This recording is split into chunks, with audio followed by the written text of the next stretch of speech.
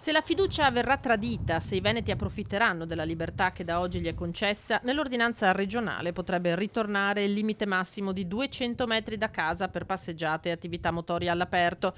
Il presidente Zaia è categorico. La distanza è logico che è molto prossima all'abitazione. Io non posso vedere immagini che mi mandano e mi fanno incazzare. Dove sono?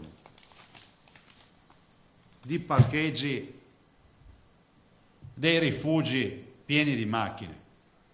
Perché dico che se funziona così mi costringete a rimettere una distanza. Si esce di casa limitatamente a un raggio nel quale si possa comunque vedere ancora l'abitazione e che non sia un'escursione.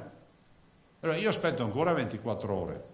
Non è una minaccia, è una presa d'atto, ve lo dico anche con un po' di rammarico. Ma se mi arrivano ancora foto di chi pensa di fare scampagnate, così non funziona. Zaia è sotto i riflettori dei media di tutta Italia oggi per aver iniziato ad allentare la morsa delle restrizioni. Penso che dobbiamo guardare in faccia alla realtà. La realtà ci dice che il lockdown non esiste più e quindi dobbiamo investire sulla messa in sicurezza dei cittadini. Questo dobbiamo fare, perché l'alternativa è richiudere tutto. La fase 2, volenti o nolenti, ci piaccia o non ci piaccia, è iniziata. In questo mese sarà il mese nel quale ci giochiamo il futuro dei prossimi mesi e anche della nostra vita. Aziende che riaprono in Veneto forse il 40%, forse addirittura di più. Il presidente, che ribadisce come alla convivenza col virus tocchi abituarsi almeno per un periodo, sottolinea che ora la sfida è la sicurezza dei lavoratori e annuncia per domani un report sui controlli dello Spisal.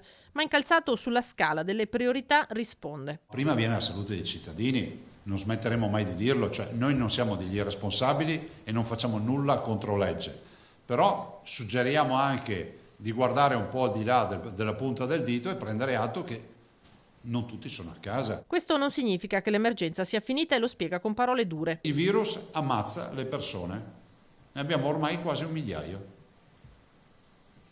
Fra l'altro in maniera tragica perché si resta da soli, senza un familiare che ti tenga la mano e con una sofferenza che non è una sofferenza normale. Le previsioni dicono che se questo andamento sarà rispettato, gli ultimi ricoveri per Covid dovrebbero avvenire nel mese di luglio. Alla normalità dovranno tornare via via anche gli ospedali, compresi i Covid Center, pur restando sulla carta strutture pronte ad affrontare nuove eventuali ondate di contagi. Tanto è vero che con Schiavonia annuncio già che correndo già da lunedì, spero sia lunedì, poi non ditemi se sarà lunedì sera o martedì mattina, passateci l'imprecisione perché devono richiamare il personale, si inizierà gradualmente ad aprire e si inizierà con il punto nascite. Anche i bambini in passeggiata, ricorda Zaia, devono indossare la mascherina. Il suggerimento è di adattare quelle chirurgiche. Tanti genitori dicono ma non va bene, sì, basta fare 2 nodi nell'elastico.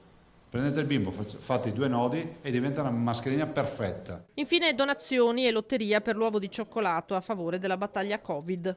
Giuseppe Bellè lo ringrazio perché è un pensionato, ha solo la pensione, ha rinunciato a un mese di pensione, 713 euro, ho visto, li ha versati, ce l'ha comunicato e quindi grazie di cuore.